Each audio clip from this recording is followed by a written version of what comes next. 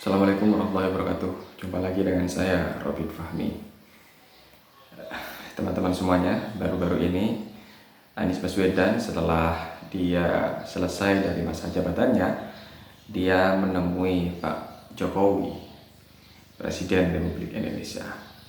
Entah apa yang dibicarakan, Anies tidak membuka secara gamblang, tentunya ada hal-hal yang penting yang mungkin disampaikan. Tapi perlu teman-teman ketahui bahwa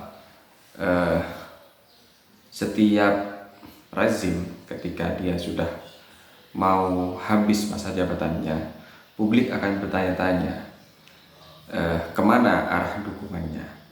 Pastinya dia punya satu calon yang didukung, dan yang namanya rezim atau pemimpin, entah itu presiden, gubernur ataupun bupati, dia masih punya kekuatan politik, punya pasukan besar untuk memberikan dukungannya kepada calon-calon tertentu. Walaupun dalam aturan itu tidak diperbolehkan, tapi ya katakanlah dukungan itu dari balik layar, dan ketika itu diucapkan maka orang-orangnya akan memberikan dukungannya. Lah, saat ini sepertinya Pak Jokowi atau presiden yang hari ini memimpin Republik Indonesia tidak memberikan dukungannya kepada Anies Baswedan. Sinyal ini sepertinya bisa kita tangkap ketika Presiden Jokowi menghadiri ulang tahun Golkar.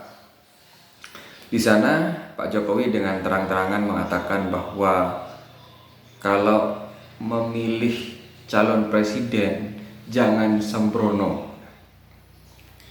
Jangan sembrono. Sepertinya pesan ini, apa yang disampaikan ini secara tersirat orang-orang atau para pengamat mengartikan bahwa ini disampaikan kepada Surya Paloh sebagai ketua Partai Nasdem yang sebelumnya sudah mendeklarasikan Anies Baswedan sebagai capresnya.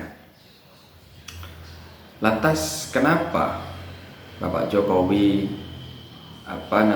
memberikan sinyal bahwa dia tidak memberikan atau tidak merestui Anies Baswedan untuk menjadi capres Nasdem?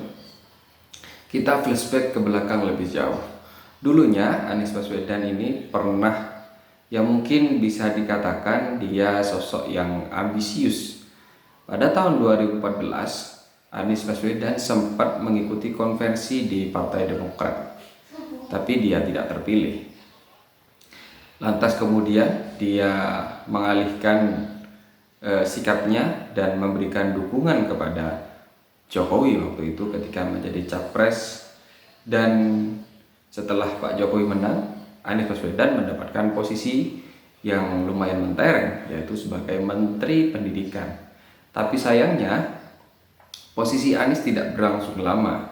Karena kenapa? Dia harus direshuffle secara mendadak. Alasannya pun tidak diungkapkan kepada publik. Tapi kalau berkaca, kalau melihat track record Anies, dia sempat tersandung kasus atau dugaan korupsi dana pameran di Frankfurt kayaknya, yang waktu itu yang menjadi ketua komitenya Gunawan Muhammad, pendiri Tempo. Dan mungkin itu yang menjadi alasan Pak Jokowi melakukan reshuffle Anies waktu itu dari Kemendikbud. Selain itu, Anies Baswedan juga ketika menjabat sebagai Mendikbud kelebihan membayar insentif guru yang nilainya ratusan miliar. Itu bisa baca di media online banyak. Lah, dari sana mungkin dua alasan itu yang paling pas kenapa Anies Baswedan direshuffle sebagai Menteri Pendidikan. Tapi kalau baca bagaimana penyampaian Anies kepada media, walaupun dia direshuffle, Anies Baswedan sempat ditawari posisi jabatan lain, tapi dia tidak memilihnya. Dia memasrahkan semuanya kepada presiden mau diberikan posisi apa, karena menurutnya itu bukan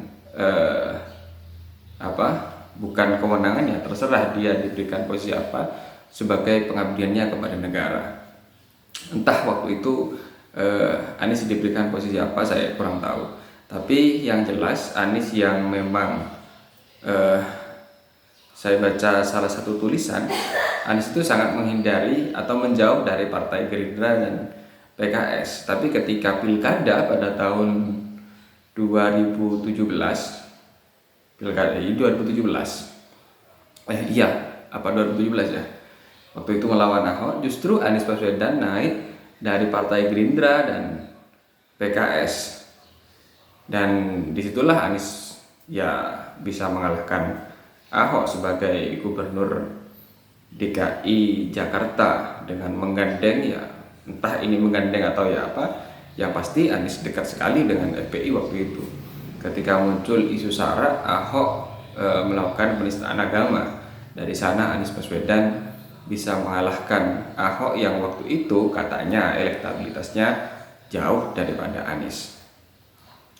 Dan sepertinya berbagai persoalan itu yang menjadi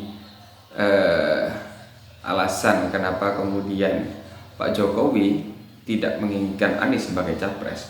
Mungkin Pak Jokowi sudah punya calon lain yang akan diberikan dukungannya, tapi sejauh ini Pak Jokowi yang diusung oleh PDIP, dia sepertinya memberikan dukungannya kepada Gubernur Jawa Tengah, yaitu Ganjar Pranowo, karena mungkin dianggap dia yang paling mirip dengan caranya atau gayanya memimpin. Lantas apakah kemudian ketika Pak Jokowi memberikan dukungan kepada Ganjar bisa menjadi pemenang di kontestasi Pilpres tahun 2024? Ya, kita lihat saja nanti. Kita tahu bahwa Ganjar Pranowo ini selalu menempati di posisi kedua elektabilitasnya setelah Prabowo Subianto, dan Anies Baswedan menempati posisi ketiga. Dan tentunya Partai Nasdem akan bekerja lebih keras lagi, karena ini pertaruhan politik. Dia Surya Paloh mencapreskan Anies Baswedan lebih dulu atau awal, entah ini keuntungan atau justru buntung, tapi ini pertaruhan besar dari Surya Paloh dan Partai Nasdem. Dan mungkin ketidaksetujuan Pak Jokowi dengan Anies Baswedan juga dilihat dari adanya isu reshuffle yang baru-baru ini dihembuskan ke publik, dan publik sudah bisa membaca bahwa reshuffle nanti akan mengenai kepada kader Nasdem yang ada di eksekutif, yaitu Kominfo, terus kemudian kalau tidak salah Menteri Pertanian, dan ada 3 kalau tidak salah. Tapi kalau kemudian kader Nasdem ini benar-benar di reshuffle, ini berarti bukan lagi sinyal, tapi memang sudah tidak menginginkan dan membuang Partai Nasdem karena alasan mencapreskan Anies. Dan itu seharusnya ya menjadi cambuk bagi Surya Paloh dan kader-kader Partai Nasdem untuk memenangkan Anies Baswedan. Lantas bagaimana dengan teman-teman semuanya? Pendapatnya silahkan tuliskan di kolom komentar. Sekian dari saya. Assalamualaikum warahmatullahi wabarakatuh.